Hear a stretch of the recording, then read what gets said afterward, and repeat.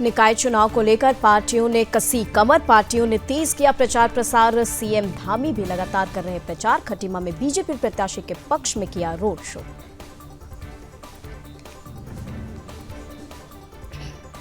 पौड़ी में बीजेपी प्रत्याशी के पक्ष में कैबिनेट मंत्री सतपाल महाराज ने किया प्रचार प्रसार। जनता से की वोट की अपील। विपक्षियों पर बोला जमकर हमला। कहा विपक्ष में खड़े माफियाओं को जनता ने नकार दिया है। उत्तराखंड निकाय चुनाव को लेकर प्रचार प्रसार में जुटी बीजेपी ने कांग्रेस पर कसा जोरदार तंज। बीजेपी प्रदेश प्रवक्ता कमलेश रमन ने कहा कांग्रेस के नेता इस टाइम पर भी घर बैठे हुए हैं क्योंकि कांग्रेस के पास स्टार प्रचारक ही नहीं। उत्तराखंड में जल्द ही किया जाएगा 38वें राष्ट्रीय खेलों का आयोजन को लेकर पुलिस मुख्यालय में पुलिस महानिदेशक दीपम सेठ ने पुलिस अधिकारियों के साथ की बैठक में सभी जिलों के एसपी ने वीडियो कॉन्फ्रेंसिंग के जरिए लिया हिस्सा। उत्तराखंड में होने जा रहे राष्ट्रीय खेलों में आम नागरिकों की भागीदारी सुनिश्चित करने में जुटी प्रदेश सरकार। खेल प्रतियोगिताओं को देखने जाने के लिए आम नागरिकों को नहीं होगी कोई भी दिक्कत। खास खेल स्थानों के लिए चलाई जाएगी सिटी बस। बागेश्वर के नुमाइश मैदान में उत्तरायणी मेला का आयोजन लगातार जारी। मेले के ऐतिहासिक बनाने के लिए कई सितारे भी रहेंगे शिरकत। उत्तराखंड के बागेश्वर में थूक जिहाद को लेकर पुलिस ने अपनाया सख्त रवैया। वीडियो की पुष्टि के बाद दोनों आरोपी युवक को किया गया गिरफ्तार। दिनेशपुर में प्रचार प्रसार में जुड़े प्रत्याशी कावल सिंह ने किया जीत का दावा। कहा दिनेशपुर में बीजेपी की लहर है, हमारी जीत पक्की। बागेश्वर में युवाओं को जागरूक करने के लिए दंगल कुश्ती का किया जा रहा आयोजन। कार्यक्रम में उत्तराखंड उत्तर प्रदेश के पहलवान हिस्सा लेने पहुंचे। उधम सिंह नगर में 38वें राष्ट्रीय खेल की तैयारियां तेज। नोडल अधिकारी नीरज खैरवाल ने अधिक जिलाधिकारी और इवेंट ऑर्गेनाइजर के साथ तैयारियों का किया निरीक्षण।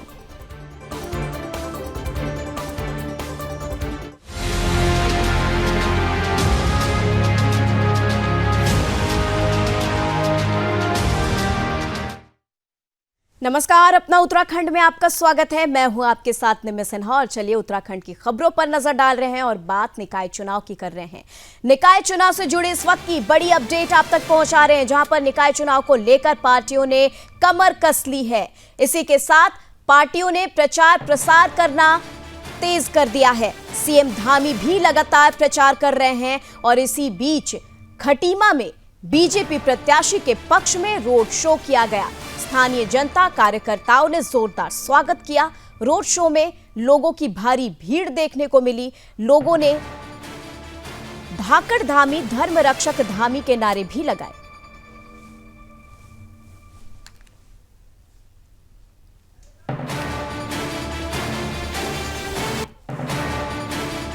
तो आपको बता दें निकाय चुनाव को लेकर तैयारियां तेज हो गई है। सभी पार्टियों ने अपनी कमर कस ली है और बीजेपी प्रत्याशी के पक्ष में पुष्कर सिंह धामी, सीएम पुष्कर सिंह धामी भी प्रचार प्रसार करते नजर आ रहे हैं। और इसी बीच खटीमा में बीजेपी प्रत्याशी के पक्ष में उन्होंने रोड शो किया, जहां पर स्थानीय जनता कार्यकर्ताओं ने उनका जोरदार और भव्य स्वागत किया। रोड शो में लोगों की भारी भीड़ देखने को मिली। लोगों ने धाकड़ धामी धर्म रक्षक धामी के जोरदार नारे भी लगाए।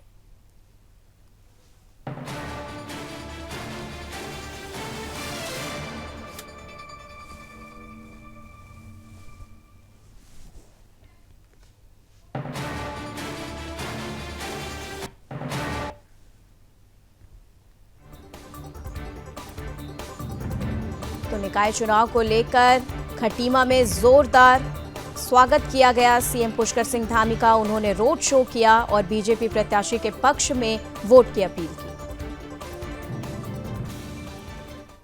छाया हुआ है, लेकिन मैं देख रहा हूं कि आपने जो ठंड में गर्मी का एहसास करा दिया सबको। और वो है ना कि कोहरा छटेगा, बादल हटेगा, सूरज निकलेगा और कमल खिलेगा।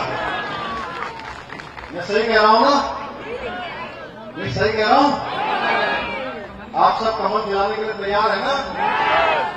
भाइयों बहनों, आज मैं रामू भाई और सभी हमारे सभासद के प्रत्याशियों के लिए आप सबका समर्थन आशीर्वाद मांगने के लिए आया हूं। और रामू भाई के बारे में कुछ कहना नहीं है। रामू भैया, मैं तो बहुत छोटा था तब ये यहाँ छात्र संघ के अध्यक्ष होते थे और लगातार एक बार नहीं, दो बार नहीं, कितने बार रामू जी? 5 बार। ताली बजा दिए जोर से। 5 बार लगातार छात्र संघ के अध्यक्ष रहे हैं और जमीन से उठे हुए नेता है। कोई ऐसा नहीं है कि कहीं से चांदी की चम्मच लेकर पैदा हुए हो। अलग अलग वार्डों से इन्होंने सभासद रहते हुए हमेशा क्षेत्र के विकास के लिए बहुत तत्परता से, ईमानदारी से काम किया है।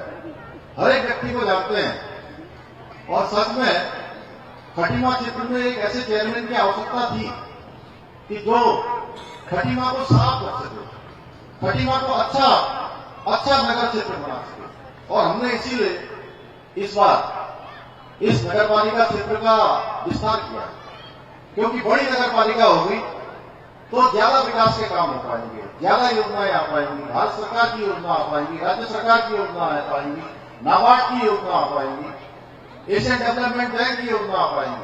बहुत सारे काम इस शहर में होना है। वहीं बहुत सारे कामों को आगे बढ़ाना है। उसके लिए अच्छा चेयरमैन भी चाहिए और ऐसा चेयरमैन चाहिए जो सरकार के साथ भी ठीक प्रकार से कदम ताल कर सके। यानी कि जो योजनाएं हम भेजे हैं वो योजनाएं सीधे धरातल पर उतरे। बहुत सारे कामों को यहाँ आगे बढ़ाना है। खटीमा को एक सुंदर खटीमा बनाना है और जन सेवा के प्रति ये जो रामू भाई की लगन है, जो लोगों से कर्मठता से इनका, मैं ये मानता हूं कि बहुत ज्यादा ये मीठी मीठी बातें करने पर विश्वास नहीं करते। हो सकता है कि कई बार दवाई कड़वी भी होती है, लेकिन उसके बावजूद भी मैं पूरे भरोसे के साथ कह सकता हूं कि आप लोग इनको जिताएंगे तो एक सुंदर खटीमा बनाएंगे। और इन्होंने जितनी बातें यहाँ से करी हैं, जितनी बातें इन्होंने करी हैं, और मेरे मन में भी बड़ी इच्छा रहती है कि मैं खटीमा के लिए कुछ न कुछ काम करता रहूं। ये बात आप लोगों से मुझे कहना नहीं है, क्योंकि आप लोग देखते हो। मैं अगर गया हूं यहाँ पर खटीमा में तो अनेक काम पिछले 12 सालों में, 14 सालों में यहाँ संपन्न हुए हैं और आज हमारा खटीमा बहुत सारे मामलों में बहुत आगे है। विवेक जी, इतने सारे इंस्टीट्यूशन आप जहाँ रहते हो, 15,000 रुपये वहां भी नहीं जितने हमारे खटीमा, काफी सारे, मतलब सभी चीज, शिक्षा के क्षेत्र में, स्वास्थ्य के क्षेत्र में। लेकिन अभी भी बहुत काम करना है और बहुत कामों को आगे बढ़ाना है। अभी एक नालियों की बात कर रहे थे, सड़कों की बात कर रहे थे। यहाँ सीवर की लाइनें अभी नहीं है, मैं जानता हूँ अच्छे से। भूमिगत केबल लाइनें होनी है। बहुत सारी जगह पर हमारी गलियां बहुत कम हो गई। यहाँ ड्रेनेज का अच्छा सिस्टम नहीं है पहले से, क्योंकि पहले यहाँ मकान इतने नहीं थे। अचानक मकान बन गए, जिसके कारण से मैं देखता हूँ पूरा हमारा क्षेत्र, पूरा हमारा ये सितारगंज रोड वाला क्षेत्र, आसपास का क्षेत्र, भूड़ मोहलिया का क्षेत्र, सारा क्षेत्र जलमग्न हो जाता है। और अब तो बरसात के दिनों में ये जो हमारा राजीव नगर वाला क्षेत्र है, ये भी पूरा बन जाता है। कई बार हमारे अटल शर्मा जी बैठे हैं वो जो है, वहां जो है बहुत पानी भरता था, जिनके आम जाते थे पहले सब, तो उसके घर में भी पानी घुस गया था। मैं गया था और महेंद्र ठाकुर जी के वहां होटल में घुस गया पानी, वेस्ट में। तो ऐसे सभी समस्याओं के बारे में मुझे बहुत अच्छी तरह से यहाँ के बारे में जानकारी है। अच्छा होगा आप सब लोग एक तरफा रामू भाई को जिता देंगे तो मैं, आप इनकी जीत की गारंटी दीजिए और यहाँ के विकास की गारंटी के साथ तो मैं हुई हूँ। आपका आप लोगों के साथ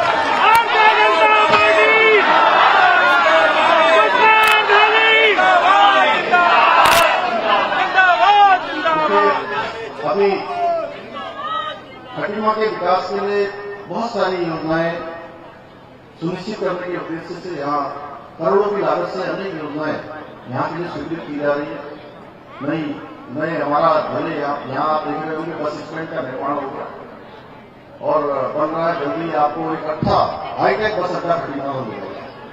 और मैं आपको थोड़ा सा याद इसलिए दिलाना चाहता हूँ, वैसे तो मैं सोच रहा था कि सब आप जानते हैं रोकता में, लेकिन फिर भी कुछ बातें जरूर आपके स्मरण में आनी थी। पहले हमारे खटीमा के व्यापारी भाई यहाँ दिन भर जाम लगा हुआ है, पूरे दिन भर। और कई बार उनकी दुकानदारी प्रभावित होती थी, एक्सीडेंट होते थे, आने वाले लोग भी परेशान होते थे। देखिए हमने कहा। तो चलिए खटीमा से सीएम पुष्कर सिंह धामी को सुन रहे थे आप, और अब बात हम पौड़ी की कर रहे हैं, जहां पर पौड़ी में नगर पालिका अध्यक्ष पद को लेकर बीजेपी प्रत्याशी सुषमा रावत के समर्थन में कैबिनेट मंत्री सतपाल महाराज ने जनता से वोट की अपील की। इस दौरान उन्होंने विपक्षियों पर जमकर हमला भी बोला। उन्होंने कहा कि बीजेपी संस्कारवान पार्टी है, हम सबका साथ, सबका विकास और सबका विश्वास की मंशा से काम करते हैं। विपक्ष में खड़े माफियाओं को जनता ने नकार दिया है। यही नहीं, इस दौरान बीजेपी के प्रदेश उपाध्यक्ष मुकेश कोहली ने भी विपक्षियों पर तीखा हमला बोला। उन्होंने कहा कि जिला पंचायत सदस्य होते हुए जिस प्रत्याशी ने क्षेत्र को छोड़ बीच में ही दिया, उसी तरह से पौड़ी की जनता कैसे कबूल सकती है। कांग्रेस हमेशा से तुष्टीकरण की राजनीति करती है और उनके पास भी कोई विकास की योजना नहीं है।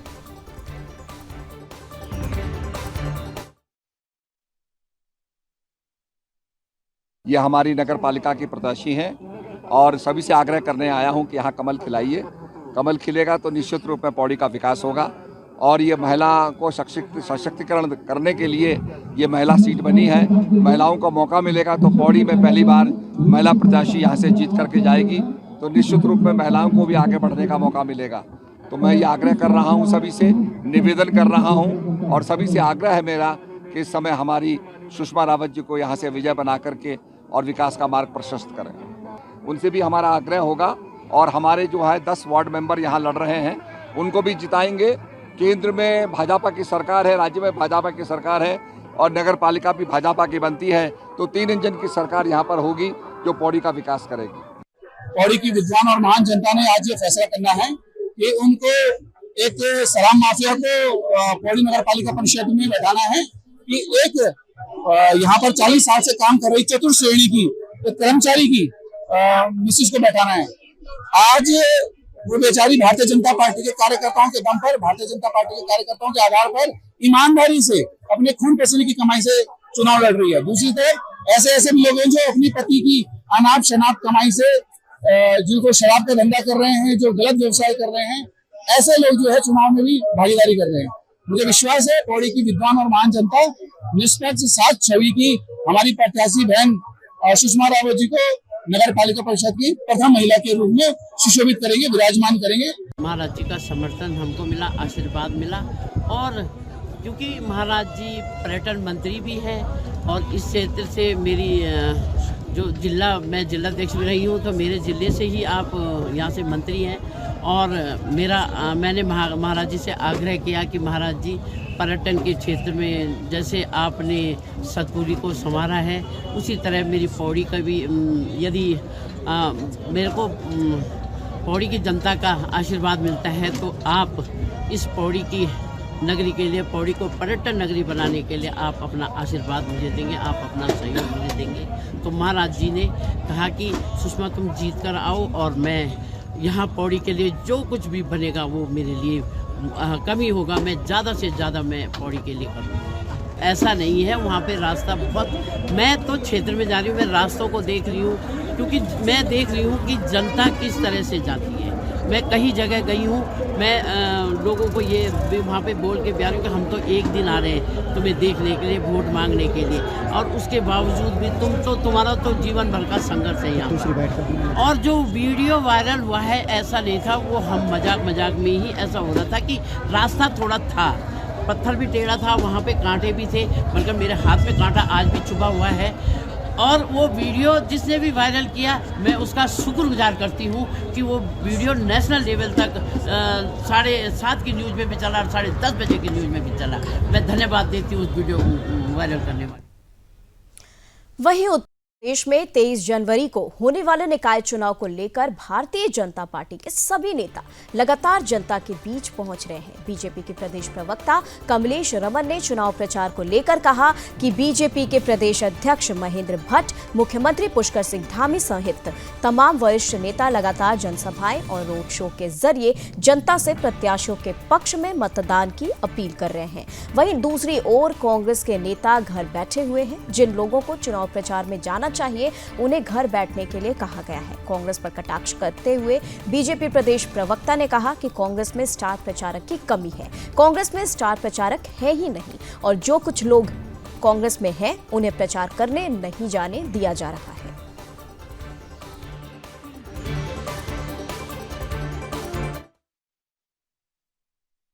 कांग्रेस में स्टार प्रचारक बचे ही कहाँ हैं। जो थोड़ा बहुत बचे भी हैं उनको उन्होंने सख्त हिदायत दे दी कि आप घर बैठें और आराम करें। रही बात भारतीय जनता पार्टी की, तो भारतीय जनता पार्टी छोटा चुनाव हो या बड़ा चुनाव हो, बड़ी गंभीरता से लड़ने का काम करती है और इसीलिए छोटे कार्यकर्ता से लेकर के बड़े वरिष्ठ नेता तक हमारे मैदान में हैं और लोगों को अपने प्रदेश सरकार की योजनाओं को बताने का काम कर रहे हैं और हमारा क्या आगे रोड मैप है, हमारा क्या विजन है, हमारा क्या संकल्प है, उसको भी लोगों के बीच में लेकर के जा रहे हैं कि जब हमारे प्रत्याशी जीतेंगे, नगर निकाय की ट्रिपल इंजन की जब सरकार बनेगी तो हम क्या क्या काम ऐसे अच्छे करने जा रहे हैं जो इस प्रदेश को और चहुमुखी विकास की ओर ले जाने का काम करे। लेकिन कांग्रेस के पास ना ही तो विजन है, ना ही संकल्प है, केवल और केवल आरोप लगा करके लोगों को भ्रमित करने का काम कर रही है। उनके पास अगर विजन होता तो वो अपना विजन बताते, लेकिन भारतीय जनता पार्टी के विजन के ऊपर अगर वो कटाक्ष करने की बात करते हैं, अगर स्टार प्रचारक कांग्रेस के पास नहीं है तो ये उनकी कमियां हैं, ये उनकी गलतियां हैं कि उन्होंने अपने स्टार प्रचारकों को मैदान में नहीं उतारा। इसका मतलब अब उनकी कहीं साख नहीं बची है, वो डरे हुए हैं, वो इतने हताश हैं, निराश हैं कि अब वो अपने स्टार प्रचारकों को भी नहीं मैदान में उतारना चाहते और वो अपनी हार मान चुके हैं। वहीं उत्तराखंड में जल्द ही 38वें राष्ट्रीय खेलों का आयोजन किया जाना है। प्रदेश के कई जिलों में खेलों प्रतियोगिताओं का आयोजन किया जाएगा। आयोजन को लेकर पुलिस मुख्यालय में पुलिस महानिदेशक दीपम सेठ ने पुलिस अधिकारियों के साथ बैठक की। इस बैठक में सभी जिलों के एसएसपी, एसपी ने भी वीडियो कॉन्फ्रेंसिंग के जरिए हिस्सा लिया। बैठक में इस आयोजन को सफल बनाने के लिए सुरक्षा व्यवस्था, फोर्स व्यवस्था, प्लान, यातायात प्लान, पार्किंग जैसे अहम मुद्दों पर चर्चा की गई है। वहीं डीजीपी ने सभी अधिकारियों और आयोजन समिति के सदस्यों को निर्देश दिए हैं कि इस आयोजन को सफल बनाने के लिए हर स्तर से पुलिस प्रशासन के अधिकारी तैयार रहें। बैठक के बाद IG law and order Nilesh Anand Bharne और सचिव Uttarakhand police sports control board IG Janmejay Khanduri ने विस्तार से जानकारी दी है। इसी के साथ जिसमें उन्होंने बताया है कि पुलिस सभी खिलाड़ियों के साथ सहायक की तरह रहेगी। इस आयोजन में 10,000 पुलिसकर्मी ड्यूटी पर तैनात रहेंगे। इसके साथ ही सीसीटीवी के निगरानी के साथ कंट्रोल रूम से मॉनिटरिंग भी की जाएगी। इसके साथ साथ पुलिस महानिदेशक ने कई और महत्वपूर्ण बिंदुओं पर अधिकारियों को दिशा निर्देश दिए और उनसे तैयारियों को लेकर फीडबैक भी ली गई।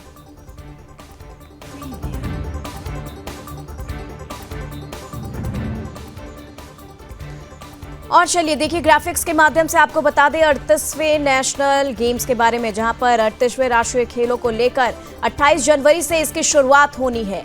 और वहीं आपको ये भी बता दें कि 28 जनवरी को शुरू होगी और पीएम मोदी इसका उद्घाटन करने वाले हैं। 38वें नेशनल गेम्स का पीएम मोदी उद्घाटन करेंगे। 14 फरवरी को हल्द्वानी में समापन किया जाएगा।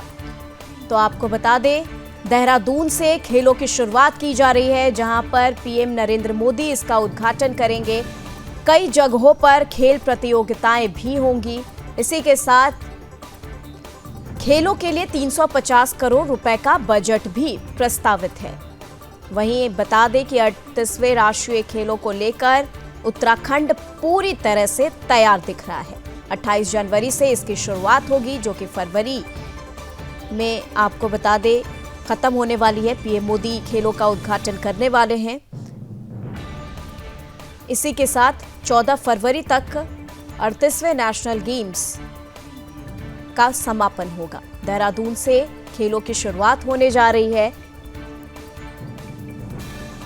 और कई जगहों पर खेल प्रतियोगिताएं भी होगी। इसी के साथ खेलों के लिए 350 करोड़ रुपए का बजट भी प्रस्तावित है। 38वें राष्ट्रीय खेलों को लेकर उत्तराखंड पूरे तरीके से तैयार नजर आ रहा है। 28 जनवरी से इसकी शुरुआत होनी है। जो 38वां जो हमारा ये राष्ट्रीय खेल है, ये अब तक की जब से हमारा राज्य बना सबसे बड़ी चुनौती है, सबसे बड़ा आयोजन है। उत्तराखंड पुलिस का अब तक का सबसे बड़ा आयोजन राष्ट्रीय खेल है।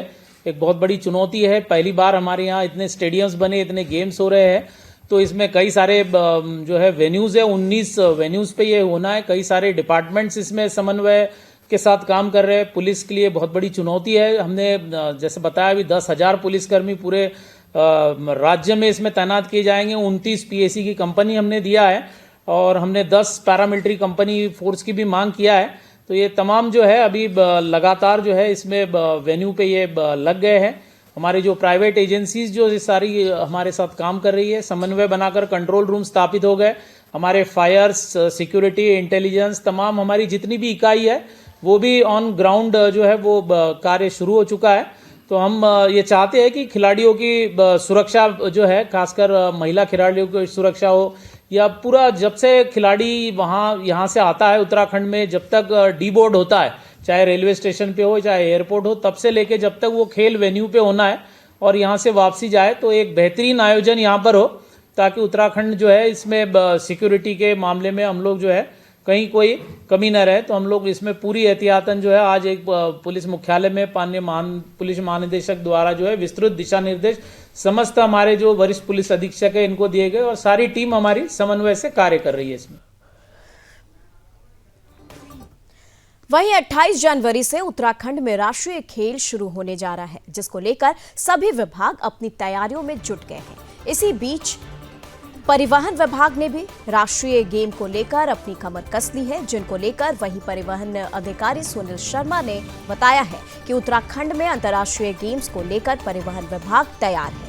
परिवहन विभाग के द्वारा सिटी बसों के लिए अस्थायी परमिट 21 दिन के लिए जारी किए जा रहे हैं, ताकि खेल स्थल तक पहुंचने के लिए किसी भी व्यक्ति को कोई दिक्कतों का सामना न करना पड़े। इसके साथ ही उन्होंने क्या कुछ कहा, देखिए।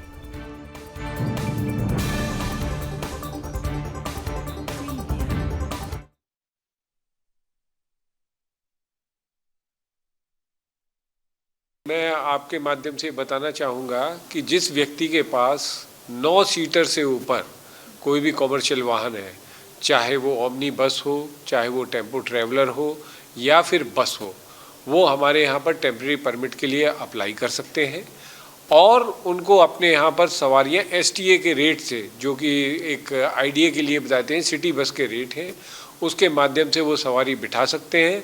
और वहाँ जैसे रेलवे स्टेशन हो गया, एयरपोर्ट हो गया, बस स्टैंड हो गया, वहाँ से सवारी बिठाएं, या बीच में से कोई जाना चाहे वहाँ से सवारी बिठाएं और सीधे वो स्टेडियम तक अपनी सवारी को ले जाकर पहुँच सकते हैं। वहाँ पर हम उनके सवारियों के उतरने के लिए भी स्थान की व्यवस्था कर रहे हैं, ताकि जहाँ इत्मीनान से सवारियाँ उतरें और स्टेडियम तक जाकर अपने मैच और अन्य चीज़ों का आनंद लें। वहीं बागेश्वर के ऐतिहासिक नुमाइश मैदान में उत्तरायणी मेला चल रहा है। इसी के साथ मेले में रंग मंच कार्यक्रमों के साथ स्टार नाइटों का भी आयोजन किया जा रहा है। उत्तरायणी मेले को ऐतिहासिक बनाने के लिए कई बड़े स्टार यहां शिरकत कर रहे हैं। इसी बीच कुमाऊं के स्टार कलाकार इंदर आर्या और माया उपाध्याय ने मेले में शिरकत की, जहां मेले में आए लोगों ने इनके गानों का खूब लुत्फ भी उठाया। यहां कुमाऊनी कलाकार इंदर आर्या और माया उपाध्याय ने कहा कि बागेश्वर के उत्तरायणी मेले में हर साल गाना गा रही वो स्टार कलाकार बने हैं। बागेश्वर के उत्तरायणी मेले की भूमि उनके लिए कर्म भूमि है।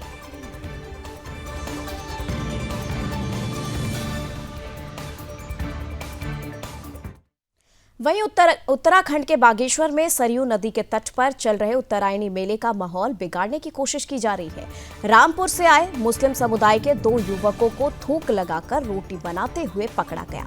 इन युवकों ने मेले में दुकान लगाई है और वीडियो वायरल होने के बाद हिंदुवादी संगठन भड़क गए और मेला स्थल पर जय श्री राम के नारे भी लगाने लगे। पुलिस ने बवाल की आशंका पर तत्काल कार्रवाई करते हुए पहले वीडियो को सत्यापित कराया और पुष्टि होने के बाद दोनों युवकों को गिरफ्तार भी कर लिया। उत्तराखंड में इस तरह के मामले पूर्व में देहरादून और मसूरी में सामने आए थे।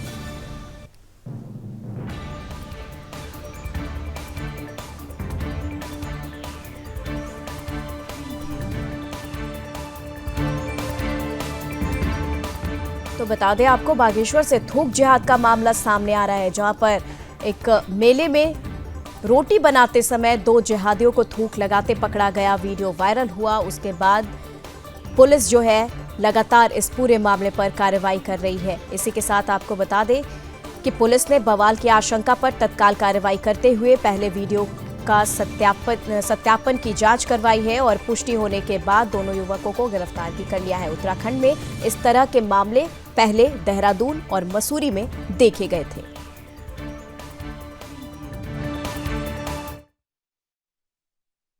एक सोशल मीडिया के माध्यम से एक वीडियो वायरल होने की सूचना हमें मिली थी, जिसमें खाना बनाते वक्त थूकने का एक संज्ञान में आ रहा था मामला। तो इसमें प्राइवेट लोगों द्वारा भी शिकायत की गई थी। जो है बागेश्वर पुलिस द्वारा इसमें त्वरित कार्रवाई करते हुए 2 अभियुक्तों की गिरफ्तारी कर ली है। दोनों अभियुक्त इसमें गिरफ्तार हैं और इसमें मुकदमा कोतवाली बागेश्वर में 196/1 274 और 299 BNS में मुकदमा हमने पंजीकृत किया है और अग्रिम विधिक कार्रवाई के लिए माननीय न्यायालय के समक्ष अभियुक्तों को पेश किया जा रहा है। मेरा आपके माध्यम से सामान्य जनता से यही अपील रहेगी कि किसी भी तरीके की भ्रामक अफवाहें या भ्रामक मिथ्या अफवाहें ना फैलाएं, इनसे बचें। हमारी नज़र सोशल मीडिया पे भी है। अगर इस तरीके की कोई अफवाह फैला के सांप्रदायिक माहौल या शांतिपूर्ण माहौल को भंग करने की कोशिश करता है तो उस पर ऊपर कड़ी से कड़ी कार्रवाई की जाए। जो इनकी फिलोसफी चल रही है, जो इन लोगों के जो आका लोग हैं, जो मौलवी लोग हैं, वो गलत सिखाते हैं। लोग उन्हें सिखाते कि ऐसा करिए और ये हमें नहीं किया। हम लोग, हमारा हिंदू समाज कभी ये नहीं कहता कि किसी का हमें थूको, किसी को मारो। हम कुटुंबों की राजनीति में चलते हैं और हमें यही चाहिए, इसलिए हम यहाँ पर आए। बाकी हम ये मेला हमारे हाथ में, हम प्रशासन के साथ है। जो हमारे कोतवाल साहब नेगी जी ने हमेशा सहयोग किया और नेगी जी का सहयोग की वजह से हम लोग यहाँ पर इतना भव्य मेला कर पा रहे हैं। अभी मेले में आर के भारतीय व्यापारी, स्वागत है आपका और व्यापार को स्वागत है। कृपया गलत किस्ती मत, हमारे जो खाना है सब थूक के हमें मत खिलाइए। प्यार से आइए, प्यार से रहिए, आपका हमेशा हर वक्त स्वागत है। अभी देख रहे हैं लोग हमारे कुमाऊं में हो रहा है। देखो बीच में हम देख रहे हैं हमारा महाकुंभ चला है, प्रयागराज में चल रहा है, वहाँ पर ऐसी चल रही है। अभी हम लोग बीच में देख रहे थे कुछ बाबा लोग घूम रहे हैं यहाँ पर। अगर उस बाबा से मैंने बोला कि गायत्री मंत्र सुना, तो बाबा गायत्री मंत्र नहीं सुना पाया। मैंने कहा ये इस टाइप के बहरूपिया आ रहे हैं हमारे बीच में, जो हमारे धर्म में आघात कर रहे हैं। और आघात वाले व्यक्ति के साथ हमेशा हमारा समाज इकट्ठा है, हमारा धर्म इकट्ठा है और हिंदू एकता और देवभूमि की सुरक्षा करने का जिम्मा हमारे समाज की जिम्मेदारी बनती है। और चलिए इसी के साथ अपना उत्तराखंड में बस इतना ही, लेकिन सुदर्शन न्यूज पे खबरों का सिलसिला लगातार जारी है। दीजिए अनुमति। जय हिंद।